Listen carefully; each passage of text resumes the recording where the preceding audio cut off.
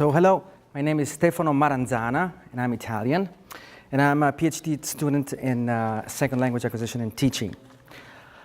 This presentation talks about a pilot study and research that I'm doing about a telecollaboration with Italian and American students. So I will talk a little bit about what a telecollaboration is. Many of you maybe already know, but some won't, so I would like to make sure everybody knows what we're talking about. So intercultural communication for foreign language learning. Distantly located learners use internet communication tools for social interaction, dialogue, debate with native speakers, age peers. So basically what I tried to do is to put together students of Italian here in America with Italian students of English together through the internet. This is what is usually called telecollaboration. O'Dowd, one of the three most important researchers on telecollaboration, thinks, and I agree, that telecollaboration is one of the main pillars of online language learning. So I think if we're all here, we all agree that it's impossible to divide language and culture. Okay, they are two of the same. They're inseparable and mutually constructive phenomena. So many scholars have talked about this link between culture and language. There is a growing interest in becoming intercultural competence to understand not only the language of the other culture, but exactly the culture, and go beyond the stereotypes, because the opposite, I think, of intercultural competence is believing in stereotypes. So to try to co-construct knowledge and think critically.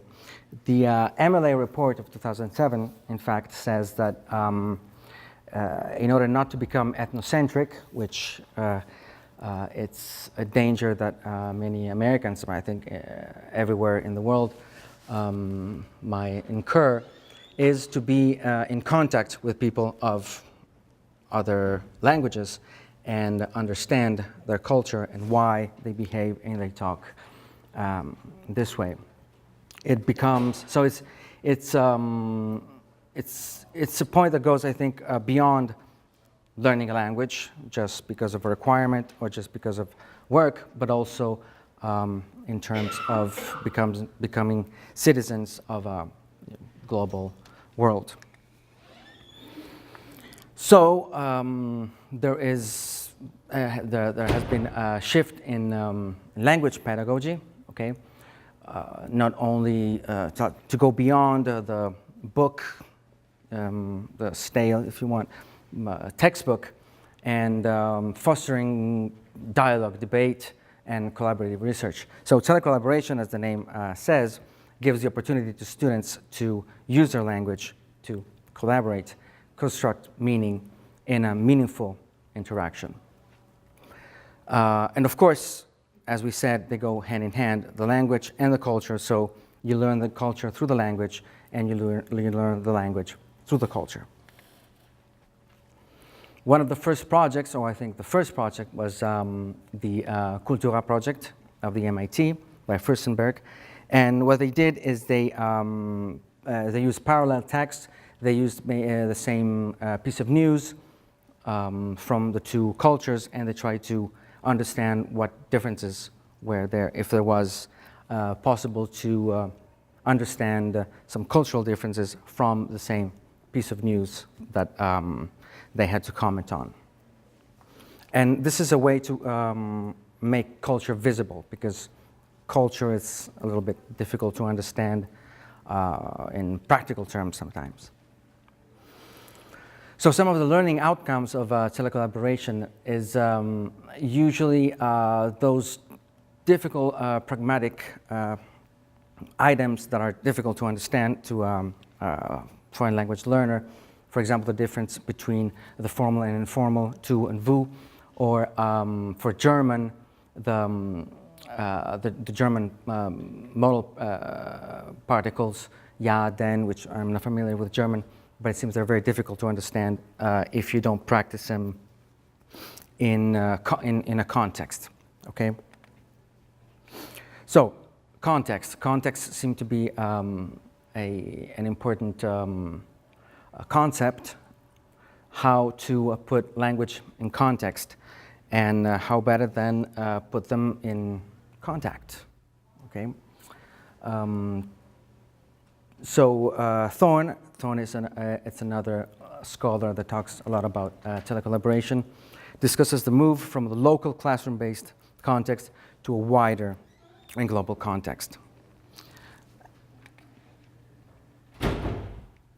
Okay, well, let's talk about task-based language teaching.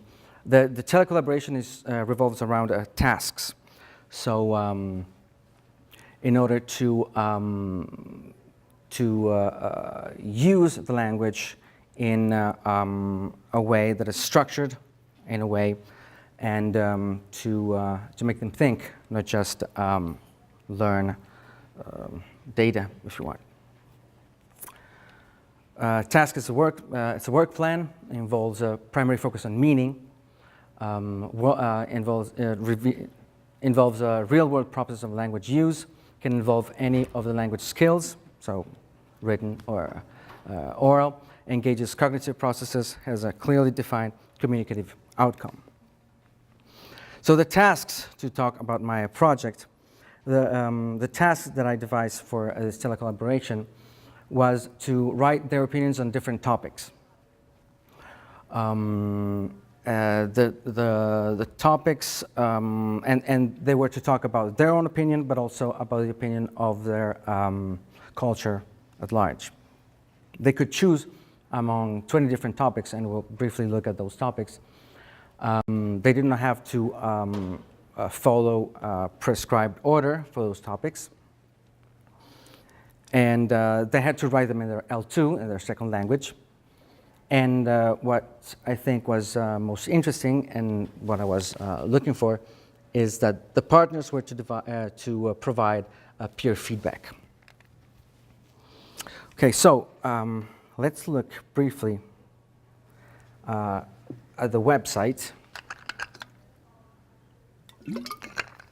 This, I have to mention, was not backed up by the university. It was not. It was all devised by me, so it's a little bit homemade, if you want, and using free tools. So this is an interesting website called webs.com, which I encourage you to use in your classroom because it's, of course, it's free and it's easy to build. So in this website, I put all the themes. I put the instruction on what to do very clearly, and the themes. So themes were various, okay, about talking about themselves, about careers, about their jobs, what they wanted to do, about the death penalty, about education, to try to find the differences between the Italian education system, for example, or the American education system, which is pretty different. So visually, what they saw was a picture, was a title, and a prompt, if you want. In some of the various themes that they could talk, they had various links also to other websites or videos talking about the family, the meaning of music, education. So here there were different links in Italian and in English. And what they had to do it was pretty simple, but it's to write in their first language, second language, sorry, talk about what they think about this topic, what means to them as Americans or as Italians, and then provide this text, put it in a wiki, okay, that I set up, and the partner of the telecollaboration would read it and provide in their own first language. Okay, so let's say that the American would write about the education system in America. They would write in Italian about their own educational system. The Italian counterpart would read it and would provide feedback on the content, for example, but also about the language that they used for if it was correct, if it was wrong, if there was if there was any mistake, if there was anything particularly salient in terms of culture.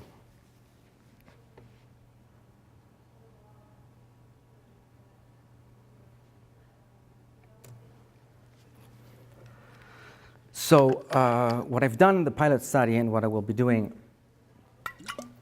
this semester with other students, it's with partnership with the University of Roma 3 in Rome.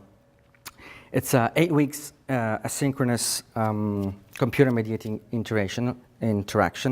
Asynchronous, for those who don't know, means that it's not synchronous, that is, it's not chat, but the students will read the comments days before. It was impossible to do actual chat because there's 9 hours difference between the two countries, so that was impractical. So the students were paired in teams of 2, so that they could talk, they could communicate among themselves. I didn't do well. I set up the whole thing, but and I told them frequently, remember to post, remember to give the feedback. But I was more, and my partner in Rome were more roles of mediators. We wanted to leave the students to give their own impressions and give the feedback. We didn't want to comment and to give too much of a too academic sort of exercise. So the website was set in place to give all the information, and then the wiki was used for the actual interactions. So the tasks and themes were given in order to give a sort of intercultural interaction. And they were asked to provide feedback. My research questions was first, how do I set up a successful telecollaboration? Which is, I tell you already, it's not easy, because the main problem is that you have to find somebody in the other country, in the target country, that is interested to do the same. If you don't, then you can't. So you have to establish a relationship with somebody elsewhere.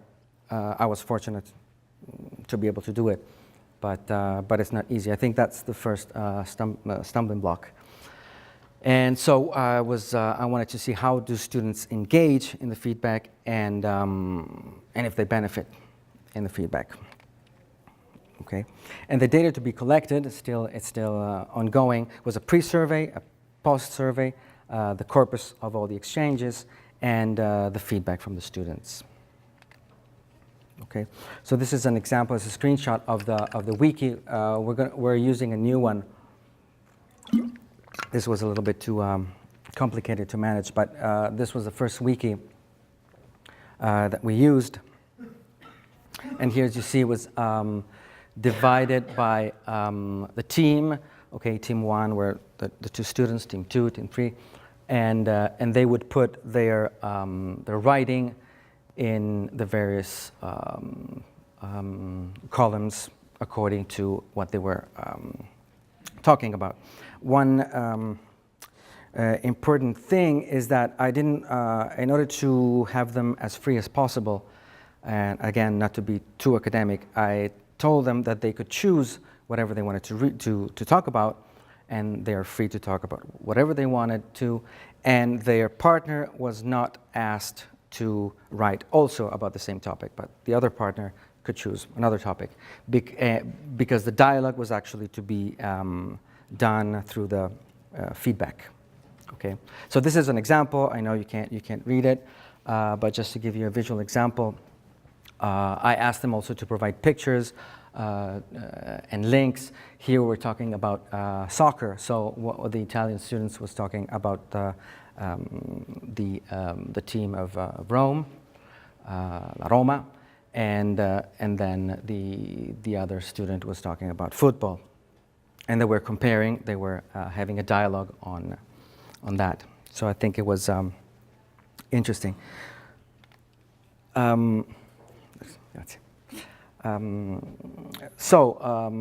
Peer feedback is, to me and to many scholars, very important to activate the zone of proximal development, Vygotskian theory that it's widely accepted.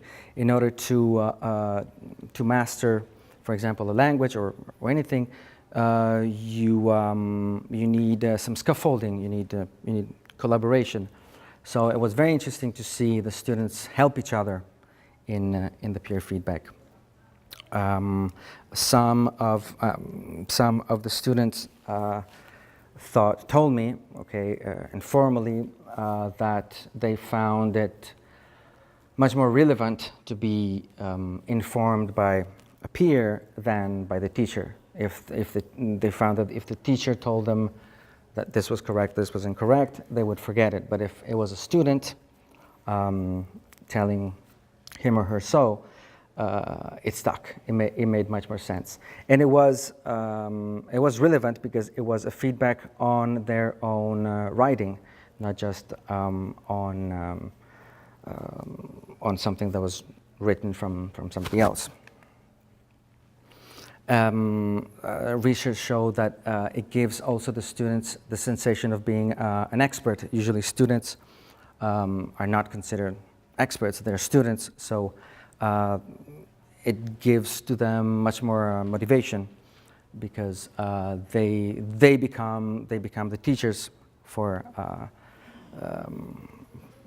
some of the students. Okay.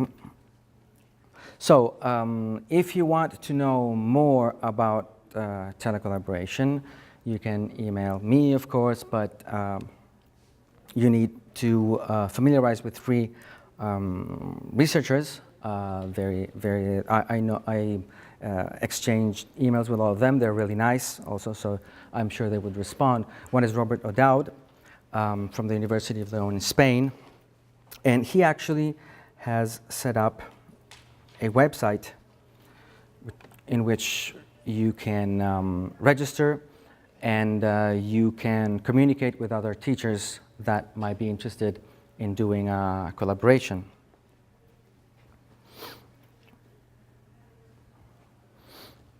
They have sample projects, partners. So by registering, you have access to a network of people that are also interested in the telecollaboration idea. Oops.